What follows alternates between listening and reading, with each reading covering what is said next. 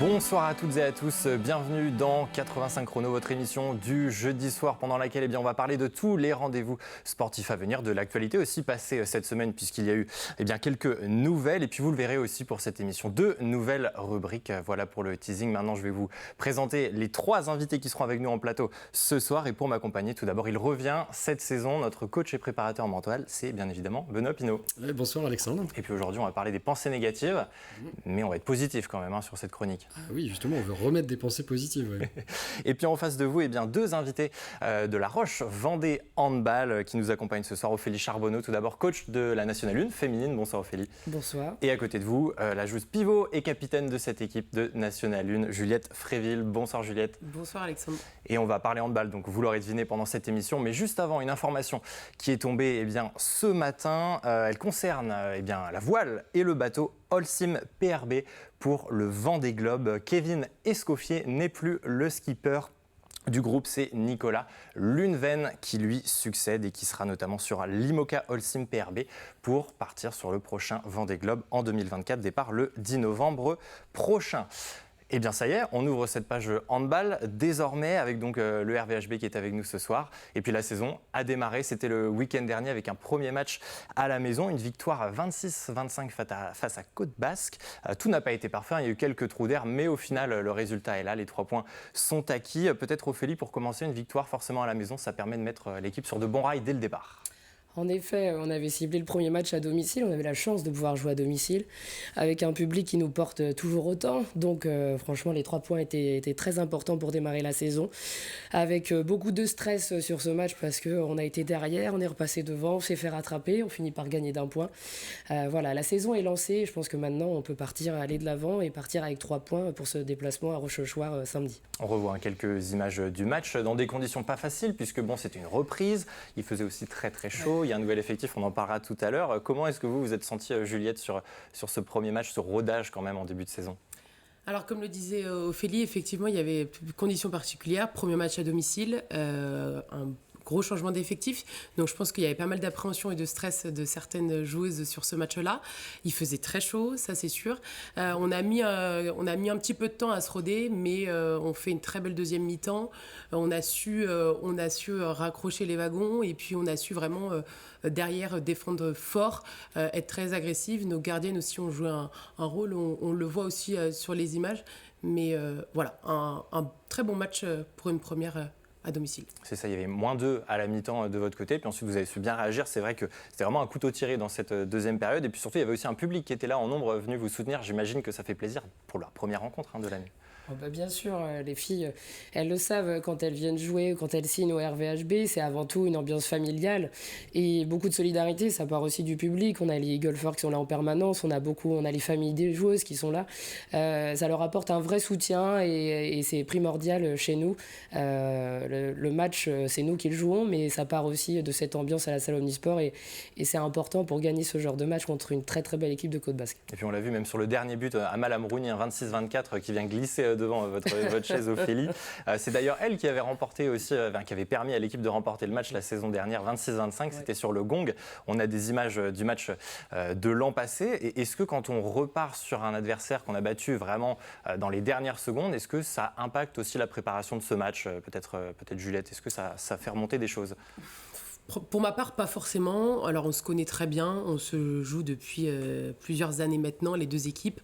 Il y a des top joueuses, comme on disait, dans cette équipe qu'on connaît parfaitement. Pour ma part, non, il n'y avait pas d'appréhension par rapport à cela. On savait très bien que ça allait être serré. On savait très bien que ça allait être un match physique. Voilà. Mais on a su le tenir et on a su le remporter comme on l'a fait la saison précédente. Puis on l'a dit aussi, donc premier match, il y a eu aussi avant une pré-saison qui a commencé pour le club, c'était à la fin du mois de juillet. On commence fin juillet ou alors Ophélie, vous aviez donné à vos joueuses peut-être quelques cartes pendant l'été pour préparer cette saison ? Quelques cartes, beaucoup de cartes, oui. On a agrandi le staff cette année. On a Léo Leurieux et puis Alexis Gobin qui sont préparateurs physiques. Et du coup, elles avaient une préparation individuelle à faire. L'idée, c'était pas de surcharger, mais de commencer à préparer les filles à l'effort. fort et surtout commencer à prévenir toutes les blessures parce que l'année dernière on n'a pas été épargné par tout ça. Donc l'idée c'était d'avoir un socle commun pour se rejoindre le 31 juillet et pour ensuite mettre la vitesse supérieure, comme on dit, et commencer à taper dedans, hein, parce qu'on sait que le physique est primordial pour jouer à ce niveau-là. On voit quelques images en tout cas du stage qui avait lieu, c'était à peu près à la mi-août, un stage de 3 jours qui se déroulait dans quel coin? Alors qu'est-ce que vous avez fait pendant ce stage? Juliette. On était du côté de Rennes. Alors, on a eu une journée cohésion d'équipe le samedi. Alors, le matin, on a quand même eu des tests physiques chez les kinés. Et ensuite, on est parti pour la direction de Rennes. Et puis, là, on avait un petit divertissement collectif, une soirée assez sympathique. Et ensuite, on a eu 2 matchs. On a enchaîné 2 matchs le dimanche, 2 matchs amicaux le dimanche. Et puis, on est revenu tranquillement dans la soirée. Donc, un stage de préparation physique, mais aussi un stage de cohésion, puisqu'au final, c'est un effectif qui a été renouvelé à près de 50% avec 9 départs, peut-être des futurs en approche, et 9 arrivées, dont 2 peut-être en approche et 9 départs. Comment est-ce qu'on gère autant de mouvements à l'intersaison pour reconstruire une équipe, Ophélie? La priorité, c'est de refaire un groupe. C'est dans un sport collectif, il faut qu'on puisse s'appuyer sur tout le monde et que les épaules des filles soient très costauds parce qu'une saison, c'est très long. Et donc, on s'est attaché à faire un collectif, à souder le groupe, à ce qu'elles puissent apprendre à se connaître parce que sur le terrain, si on se connaît parfaitement dans la vie de tous les jours, si on a les relations qui sont créées sur le terrain, ça marche tout seul. Et donc, le stage de cohésion était vraiment là pour ça, pour essayer de délier un peu les langues, pour faire donner un peu le rôle à tout le monde. Et donc, la priorité sur le mois d'août, en plus de la dimension physique, c'était surtout de créer un groupe et de créer une base très solide pour ensuite attaquer sur le handball. En tout cas, sur les joueuses qui vous rejoignent cette année, il y a des renforts de poids. On peut citer notamment Carole Milan, demi-centre, qui arrive 2D2. Et puis Jaouer Mouedeb, qui est quand même internationale tunisienne. C'était peut-être des profils que vous aviez ciblés aussi depuis plusieurs mois? Oui, on avait ciblé beaucoup sur la base arrière, puisque la saison dernière, on avait 5 joueuses sur la base arrière. Sachant qu'il y a 3 postes, c'est un peu limitant. Donc on savait qu'on devait se renforcer à ces postes-là, avoir des joueuses avec beaucoup de puissance et du jeu de loin. Chose que Jo, on va l'appeler Jo parce que c'est un peu plus compliqué sinon, Jo nous apporte beaucoup. Carole, elle a de l'expérience, elle était blessée sur la saison précédente, mais c'est des joueuses qui nous apportent beaucoup d'expérience et beaucoup de solidité sur le jeu offensif. En tout cas, voilà, 3 arrières qui rejoignent votre effectif cette année. 2 gardiennes, une ailière, 2 demi-centres et un pivot pour compléter ce bel effectif. On va parler handball dans quelques minutes. Petite pause avec d'autres informations sport à vous communiquer. Et tout d'abord, du cyclisme. Une information qui concerne le Tour de Vendée. L'organisation de la course a dévoilé hier, mercredi, le parcours de la 51e édition qui se tiendra le dimanche 1er octobre. Le peloton prendra le départ de Mouilleron-Saint-Germain avant de remonter vers Pouzauges. Une traversée de Chantonnay, passage par la Ferrière, entre autres. Vous le voyez sur cette carte avant une arrivée à La Roche-sur-Yon, boulevard d'Eylau. Et pour savoir qui succédera à Brian Cocard, donc rendez-vous le 1er octobre. Et ce sera d'ailleurs la dernière course de Peter Sagan avec le team Total Énergie. Et puis une information aussi en football qui concerne cette fois les Herbiers. Le club enregistre une nouvelle arrivée, celle de l'attaquant Erwin Taha, qui est formé chez les Girondins de Bordeaux, 24 ans. Il arrive de l'AS Nancy-Lorraine où il a disputé l'an dernier 7 matchs en Ligue 2. Il est passé par Laval, Guingamp, Créteil et compte également 13 sélections en équipe de France jeune. C'était en U17 et U19. Et je vous propose maintenant aussi d'ouvrir la première page de vos rendez-vous du week-end avec les rencontres qui seront à suivre en Vendée. Et on va démarrer avec du football puisqu'on en parlait il y a quelques secondes. Place à la 4e journée du championnat de National 2. Auteur de 2 victoires et d'un nul en ce début de saison, La Roche VF est leader et reçoit Saumur. 10e coup d'envoi à Desgranges, ce sera samedi soir. De son côté, les Herbiers sont actuellement 9e au classement et se déplacent sur la pelouse de Trélissac. Même jour, même heure. Ce week-end marque également le 3e tour de la Coupe de France de football, entrée en liste des clubs de R1 et de N3. 34 clubs vendéens engagés ce week-end. Déplacement en tout cas pour tous les clubs de N3, vous le voyez à l'écran. Notamment Chaland qui ira au Rouen, club de D1, la Châtaigneraie et le Poiré à Allonne et la Ferté-Bernard qui sont 2 clubs de R3, Fontenay compte à Queulen en D2 et les Sables FCOC à Brissac, pensionnaires de R2. En basket à présent, encore une semaine avant la reprise en LFB pour la Roche-Vendée Basket. Pour bien conclure la pré-saison, les Tigresses participent ce week-end au Kyriade Challenge, tournoi à domicile avec les équipes de Bourges, Charleville-Mézières et Angers. Affiche entre La Roche et Bourges à suivre, ce sera samedi à 20h30 avant la petite finale et finale programmée dimanche dès 14h. Et en prélude de ce tournoi aux Zouderi, l'équipe réserve du RVBC, inaugure sa saison en N2 féminine. Première journée pour les espoirs face aux costarmoricaines de Trégueux-Langueux. Début du match samedi 14h30. En basket, toujours la reprise en N1 masculine attendra encore un week-end. 6e et dernier match de préparation pour le Vendée Chalon Basket qui reçoit à Michel Vrignot, l'équipe du CEP Lorient, lancement de la rencontre à 19h vendredi soir. 2 étages en dessous en N3 et Montjoie samedi soir 20h, la deuxième journée du championnat. Salertaine affrontera Le Mans en Vendée, puis l'entente Luçon-Saint-Gemme-la-Plaine recevra la Séguinière Saint-Louis. À l'extérieur, déplacement pour Chalon-Riévy à Montfort. L'entente BCY Basket Club Lyonnais CEPA RVBC ira jouer la réserve de Tours. Chambretot ira à Brissac. Et puis en clôture de cette première partie de l'agenda, ultime mot de basket, ouverture dimanche après-midi de la Nationale 3 féminine. Un seul rendez-vous sur les parquets vendéens, c'est Riévy qui reçoit Olivet. Allez, petite pause pour moi, j'arrête de parler, on va passer à la chronique prépa mentale avec Benoît Pinault.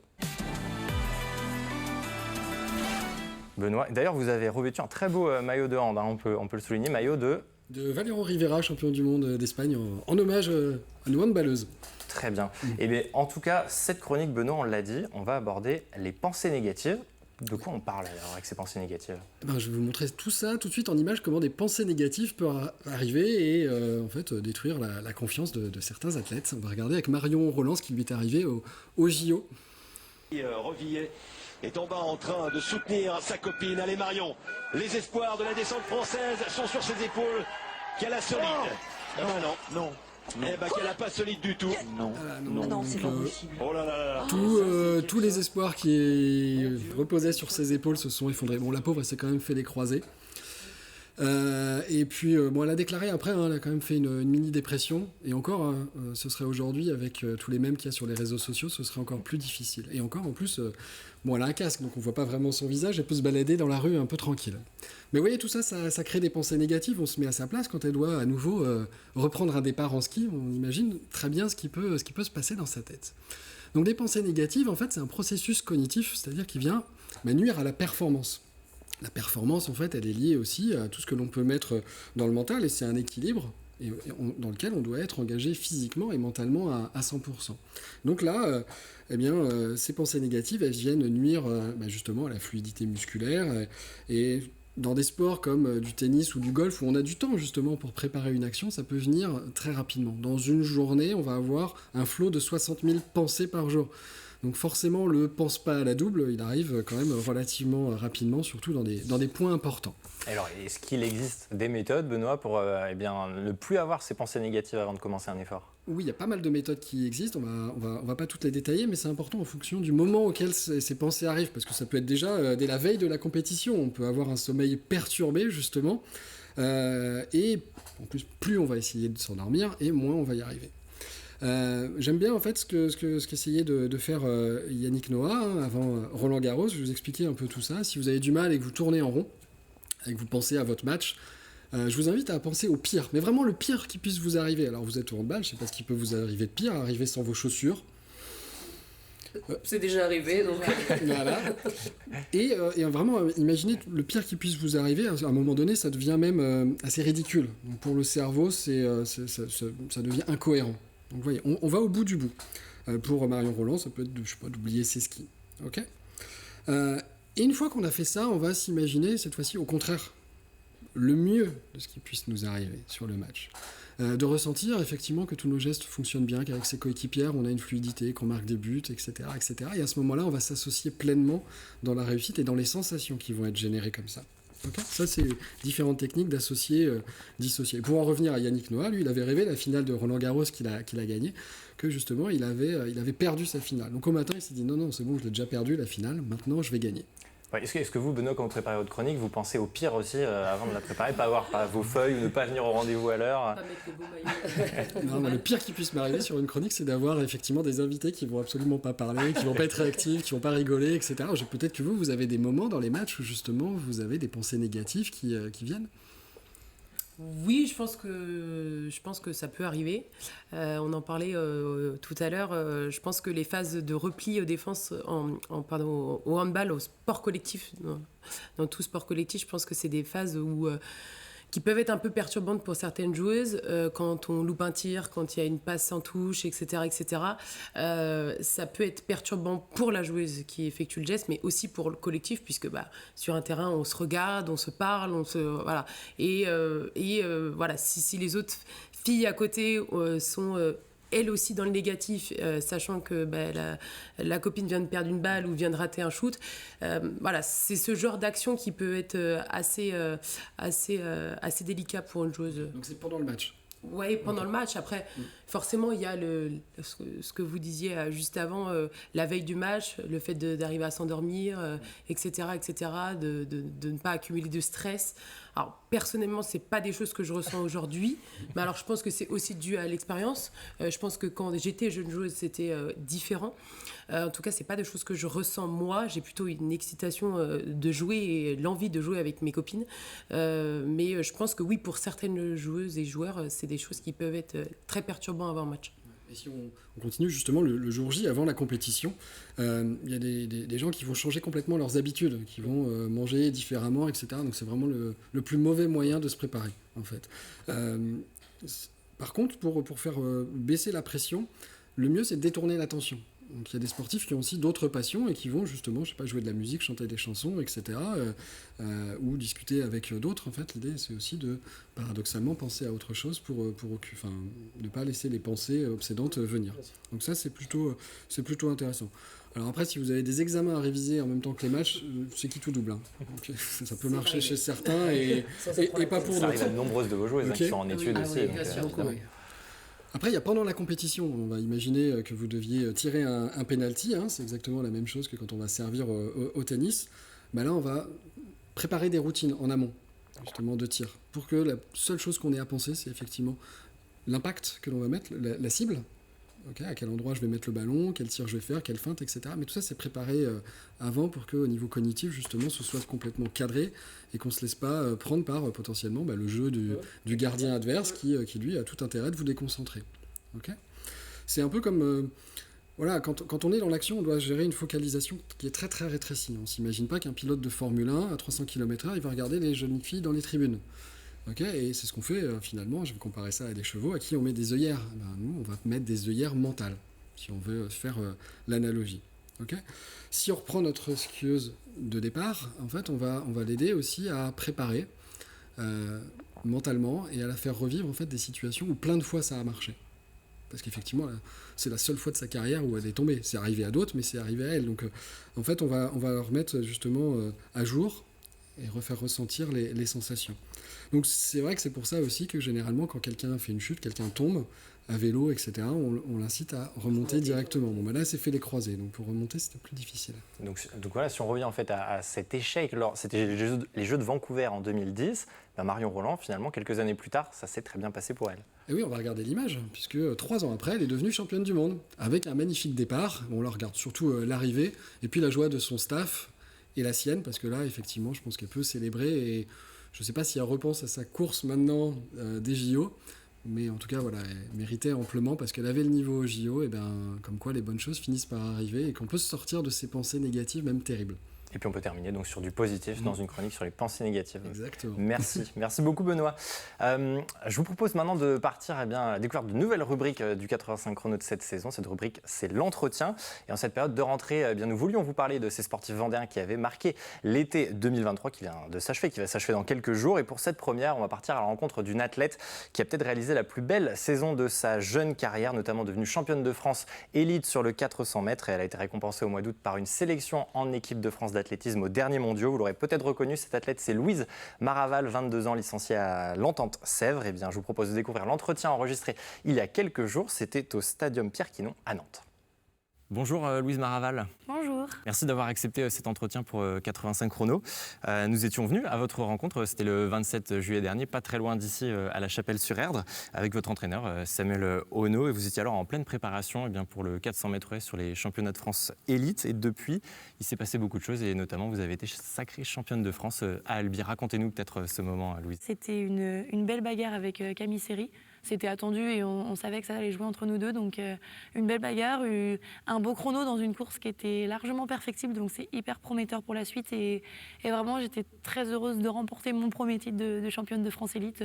Au moment de passer chez les seniors, c'est un bon step de passer, on va dire. C'est ça, 55 secondes 85, c'est ce qui vous a permis de remporter ce titre. On ne pouvait pas forcément rêver mieux pour une première en élite. Oui, voilà, forcément, j'aurais voulu encore un peu mieux sur le chrono, mais il y avait des conditions pas évidentes, il y avait du vent, donc ça a tout perturbé nos schémas de course, c'est-à-dire que le vent de face était dans la ligne droite opposée, donc ça...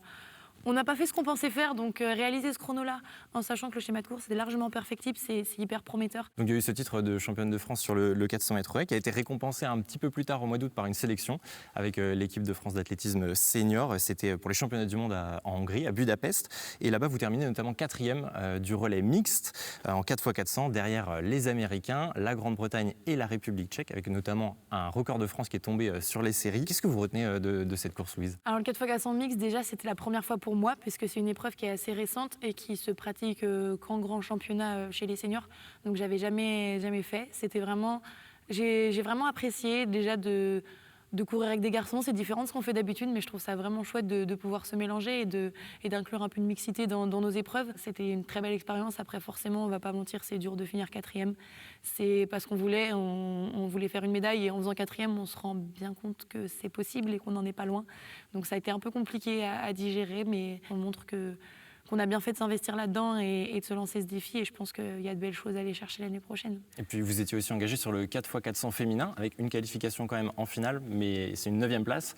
Est-ce qu'il y a aussi un petit peu de regrets sur cette course ou pas? Ouais, pas du des tout. regrets sur le 4x400 féminin parce que je pense que le chrono qu'on réalise n'est pas à la hauteur de ce qu'on est capable de faire. Donc forcément un peu de regrets parce que j'estime qu'on n'a pas réussi à sortir la course qu'il fallait. On sait qu'il y avait moyen de faire mieux. En tout cas, on peut se demander, il y a quand même énormément de résultats probants sur votre saison. Louise, est-ce qu'avec pareille performance, est-ce que vous avez l'impression peut-être d'avoir changé un petit peu de dimension ces dernières semaines et ces derniers mois?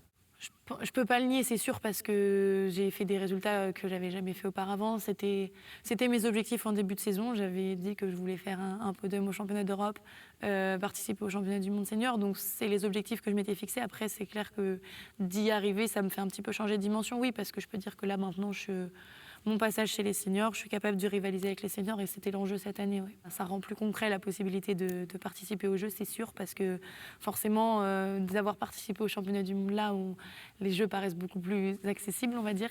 Après, on sera beaucoup à le vouloir, hein. Faut être lucide là-dessus. Là, on était 7 relayeuses, je pense qu'on est au moins 13 à pouvoir être dans l'équipe. Donc, il faut faire sa place, on va dire.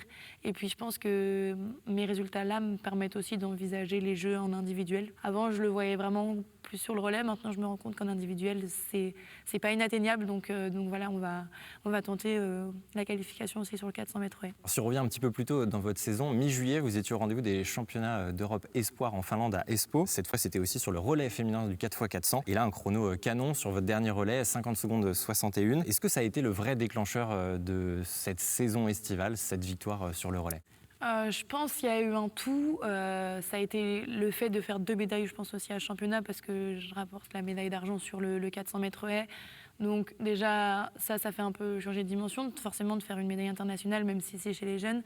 Et après, ce relais 4x4, oui, ça a permis beaucoup de choses parce que j'étais la dernière, j'ai fait une remontée, donc forcément, ça a été plus vu, on va dire. Je cours pas beaucoup de 400, donc voilà, forcément, ce chrono, il a été vu et c'est ça qui m'a permis de participer au championnat du monde. Donc oui, ça a été un déclencheur de la suite, c'est sûr. J'avais à cœur de bien finir parce que les 3 premiers relais avaient bien fait le travail, donc je leur avais dit, si possible, d'essayer de me mettre le plus proche du paquet. Elles m'ont mis dans le paquet, donc voilà, maintenant, c'était à moi de bien finir. Et oui, c'est quelque chose que j'affectionne particulièrement, le fait d'être à la bagarre, de finir le relais, etc. C'est un effort que j'aime beaucoup. Ouais. On est aussi en période de rentrée et Louise, vous allez entamer cette année la 2e partie de votre Master 1 en STAPS, en option management du sport. On n'est pas loin d'ici, justement, à l'université de Nantes. Comment est-ce que vont s'articuler les prochains mois pour vous et puis aussi la transition avec la salle qui va arriver plutôt sur la période hivernale? Eh bien là, du coup, j'ai déjà fait ma rentrée, donc les vacances ont été très courtes puisque je suis rentrée il y a une semaine de Budapest et la rentrée est déjà faite. Donc là, c'est prendre le temps déjà de bien récupérer de ces championnats. Donc là, je suis en coupure et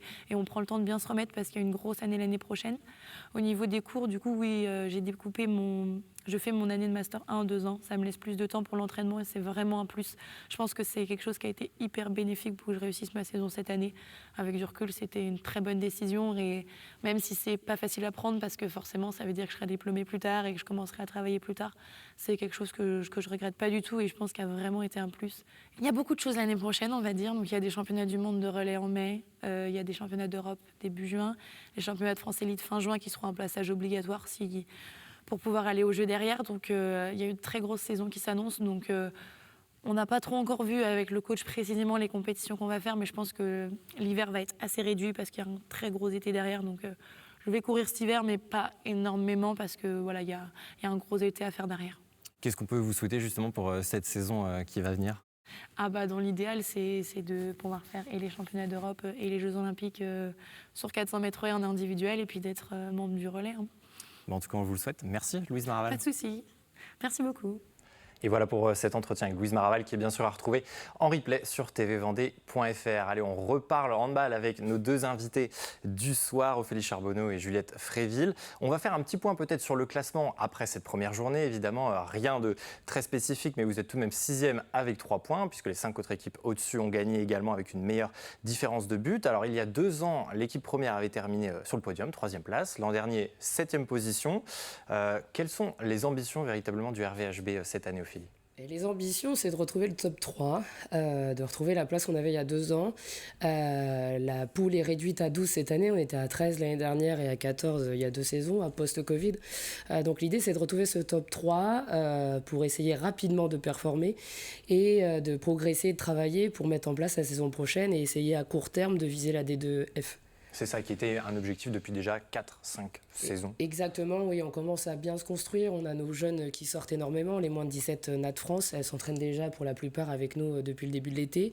On a la N2 qui a un fort vivier également et derrière la N1. Donc en termes de formation et de crue, on a de quoi au RVHB. Maintenant, il faut qu'on arrive à performer et être un petit peu plus stable sur nos résultats pour pouvoir se diriger sur ce top 3 et aller viser plus loin la saison d'après. Exactement, je rebondis sur ce que vous dites.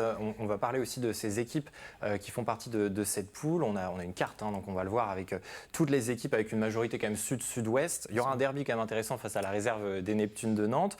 Vous l'avez dit, donc il y a cet objectif au classement, mais il y a aussi un objectif de jeu. Il y a des points peut-être spécifiques sur lesquels vous voulez insister avec vos joueuses cette année tout particulièrement, Ophélie ?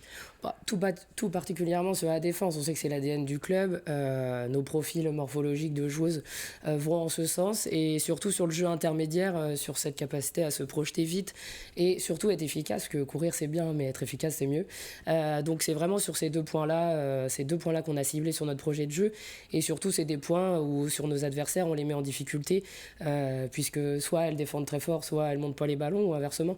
Donc c'est là où on doit tirer une plus-value de notre projet de jeu et des joueuses qu'on a pour essayer de se structurer vers ce top 3 et d'aller ensuite plus loin. Et donc parmi vos jeux, justement, Juliette Fréville, qui a hérité du brassard de capitaine cette année. Il y avait première partie de saison Milka Cubrilo qui souffre donc des croisées gardiennes du club. Puis ça a été Julie Soulard en deuxième partie de saison. Comment est-ce que vous abordez cette saison avec ce rôle supplémentaire qui vient s'ajouter à votre rôle de joueuse ? Je l'aborde plutôt bien, dans le sens où, oui, j'hérite du brassard de capitaine, mais pour moi, c'est pas une pression supplémentaire, dans le sens où on est plusieurs cadres à avoir ces rôles, entre guillemets, de capitaine, même si c'est moi qui l'officialise, entre guillemets. Vous parliez de Milly, vous parliez de Julie, Aya aussi, qui ont vraiment ces rôles de cadre avec moi dans l'équipe. Donc non, je l'aborde de façon très sereine. Je suis évidemment fière d'avoir le brassard de capitaine, de pouvoir représenter l'équipe dans le club, à l'extérieur du club. Voilà, mais en tout cas, non, c'est pas une pression supplémentaire pour moi, bien au contraire. Puis voilà, vous parlez de cette expérience des joueuses qui sont déjà dans l'effectif. J'imagine que les joueuses qui sont aussi arrivées vont apporter cette expérience en plus, qui vont être bénéfiques au collectif. Bien sûr. Comme le disait Ophélie, c'est quelque chose qui est très important pour nous dans l'équipe, de pouvoir bien intégrer, que ce soit dans le projet de jeu et dans la vie du groupe, ces joueuses-là. Donc oui, elles vont apporter leur expérience, elles vont apporter leur vision du handball. Donc bien sûr que c'est une osmose qui va nous permettre d'avancer cette saison. Donc Ophélie aussi, vous, c'est votre du coup, deuxième saison. Il y a eu une demi-saison l'an dernier en N1. Vous aviez succédé à Liviu Burileanu, c'était à la fin du mois de janvier 2023. Cette année, c'est Mickaël Libaud qui reprend l'équipe en National 2 féminine aux côtés d'Alexandra Adorni. D'ailleurs, la N2 qui s'est inclinée pour son premier match d'une petite longueur. Pour son premier match, c'était face à Pessac. Comment est-ce que ça se passe cette gestion entre l'effectif N1 et N2 ? On sait que les joueuses sont amenées à jouer parfois dans l'une, dans l'autre des équipes. Comment est-ce qu'on gère toute cette cohésion avec un effectif qui est assez large finalement ? Oui, un effectif qui est large, mais on n'a pas vraiment le choix. On a 14 places par feuille de match sur les deux collectifs, donc on doit avoir au minimum 28 joueuses. On sait qu'une saison, c'est très long. Donc on est parti sur un collectif de 32 joueuses cette année. On va récupérer là, au mois de novembre beaucoup de blessés, ça va faire du bien. Ça va être important parce que c'est la période un peu charnière. Le mois de novembre est souvent compliqué parce qu'il y a les pépins physiques, c'est l'hiver, enfin bref. 11 matchs aussi jusqu'à novembre, enfin 10 maintenant avec le premier. Exactement, toute la première phase se joue jusqu'au 30 novembre, donc voilà, on n'a pas trop le droit à l'erreur sur cette période-là. Non, forcément, c'est très important de bien démarrer et de s'appuyer sur tout le monde et sur la relation avec la N2. On s'entraîne en commun le lundi. On a un staff technique qui est très élargi cette année afin que tout le monde ait son rôle et puisse apporter son expérience et ses convictions et qu'on puisse être tous très forts sur ces missions, les missions qui nous sont attribuées. Et puis après, on se voit toute la semaine. Donc les joueuses, certaines font partie du groupe élargi, donc s'entraînent avec la N1, retournent avec la N2 le vendredi. Les compos de match sont annoncés le jeudi. Donc voilà, on a fait toute la prépa ensemble. Donc le collectif est très soudé. Sur les périodes de trêve, on remet la N1 et la N2 ensemble pour refaire des points. Ça nous permet de jauger un petit peu l'effectif complet et de voir les filles qui sont en train de monter en puissance, celles qu'il faut redonner un petit peu à manger, comme on dit. Voilà, on fait beaucoup de points et sur cette relation-là, il n'y a pas trop de contraintes puisqu'on a l'habitude de travailler en ce sens. En tout cas, on suivra cette évolution tout au long de la saison, bien entendu. Le prochain rendez-vous pour vous, c'est déjà ce week-end avec un déplacement sur le terrain de Rochechouart-Saint-Junien que vous aviez battu au retour l'an dernier. Voilà, peut-être un petit mot sur rapidement l'objectif, c'est peut-être d'aller chercher un résultat là-bas. Alors oui, on ne se déplace pas pour perdre. Donc ça c'est très compétent, on ne se déplace pas pour perdre, ni à domicile. Donc oui, Rochechouart, qui est un club qui est expérimenté, qui descend des deux il y a 2 saisons. Donc surtout dans une salle sans col. Donc c'est la problématique de ce match, c'est d'être capable de gérer ces petites frustrations, ces petites pensées négatives. On se dit on va jouer sans col. Voilà, on a pas mal d'efforts à faire cette semaine là-dessus. Mais on sait très bien que la défense et le rythme qu'on va vouloir imposer donnera la tournure du match. Très bien, merci en tout cas à toutes les deux. Un petit dernier coup d'œil, on revient après sur le plateau, mais avec les derniers rendez-vous sportifs du week-end. Et en rugby, le FC Lyonnais fait sa rentrée dans une nouvelle classe cette année en fédéral de l'ouverture. C'est dimanche après-midi face au stade Poitvin. La rencontre, elle est programmée à 15h15 dimanche au stade Henri Desgranges. 4 événements de course à pied aussi au menu. Le Trail de la Renaissance à Fontenay-le-Comte tout d'abord. Plusieurs distances individuelles au choix avec un relais en double 2 fois 7 km 500. Premier départ 16h45 samedi, place de Verdun. À Roche-Trejoux, le Trail de l'Antimoine s'élancera dimanche matin dès 9h15 pour la 30e édition. De la randonnée d'orientation et de la randonnée pédestre sont également au programme. Là aussi dimanche matin, place à la Gobretrail sur l'une des 3 courses proposées. 3e édition à suivre depuis le parc de Landebaudière à la Gaubretière. Et puis enfin, Mouilleron-le-Captif accueille la course au jambon, course enfant prévue et 3 distances adultes. Lancement des premières épreuves dès samedi au parc du Beaupuy. Et puis une course qui, espérons-le, ne se déroulera pas sous un temps de cochon. Benoît, vous aurez noté le petit jeu de mots. Je vous propose de passer à la deuxième rubrique, dernière rubrique de ce 85 chrono, le quiz. Alors, on va passer au quiz. Pas de jingle pour cette fois-ci. On se rattrapera la prochaine fois, pas de problème. Quelques questions sur le handball pour nos invités et Benoît, bien entendu. Vous pouvez jouer. Vous me disiez que vous trouviez le mug très joli. Moi, j'ai un gobelet télévendé à vous offrir. Et on va commencer avec des questions de rapidité. Vous êtes bons ? Vous êtes prêts ? Alors, le 11 avril dernier, contre quelle sélection l'équipe de France féminine de hand a-t-elle joué au vent d'espace pour un match amical ? C'est Ophélie, hein. Ophélie, premier point pour Ophélie, c'était désolé, bien. J'ai pas buzzé. Le Brésil pour les Jeux d'Olivier Crumble, c'est victoire 23 à 18, pardon. Question plus sur le RVHB, cette fois plus difficile, hein, Benoît. Quelle joueuse de votre club a terminé meilleure marqueuse l'an dernier en N1 ? Amal Amrouni. Amal, on va dire que le point est pour les deux. Amal Amrouni, avec combien de buts, est-ce que vous savez ? Ou aller au-dessus de 100 Ouais. 122 buts. 122 buts. Ah, j'ai pas laissé le juste prix pour vous, Benoît. C'est la 11e d'ailleurs débuteuse de N1 la saison passée. Et si on revient sur cette première journée, sur ce match face à Côte Basque, eh bien, quelle joueuse de votre effectif se retrouvait face à l'une de ses sœurs sur le terrain? Lise. Lise, Lise et très Jeanne. bien. C'est Lise Lenozac, effectivement, qui joue d'ailleurs toutes les deux au poste de pivot. C'était sa sœur Jeanne qui était en face. Puis enfin, dernière question. Benoît, concentrez-vous pour votre premier point. Quel handballeur français de 39 ans, multimédaillé, a annoncé qu'il mettrait un terme à sa carrière à l'issue de cette saison? Nicolas Karabatic. Elles sont trop rapides, hein. Là c'était trop rapide. Bon, mais je crois que c'est une victoire de Juliette, hein. 3 points. Ah bon, c'est bon. 3 points à Ok. 2, parce que Parfait. le dernier est compté. Merci. Benoît Merci. pour l'honneur, hein. Mais vous ferez mieux la prochaine fois. Ah, je vais m'entraîner, je vais Le réviser. gobelet parfait. Voilà, vous Non, aurez la je chance mets pas le d'en maillot. récupérer un lors d'une prochaine émission. Moi, je suis dedans, je le garde. Merci en tout cas à toutes les deux, Juliette, Ophélie, d'être venues. On vous souhaite une très belle saison. On aura l'occasion de se revoir évidemment peut-être sur la deuxième partie de saison. Benoît, nous on se revoit très vite évidemment pour une nouvelle chronique à fond. Et puis moi je vous remercie en tout cas pour votre fidélité. On se retrouve lundi pour le journal des sports et pour 85 chrono. Et un très bon anniversaire, 40e anniversaire à Aurélien Huard, d'habitude ici. Très bonne fin de soirée et à très vite sur TV Vendée.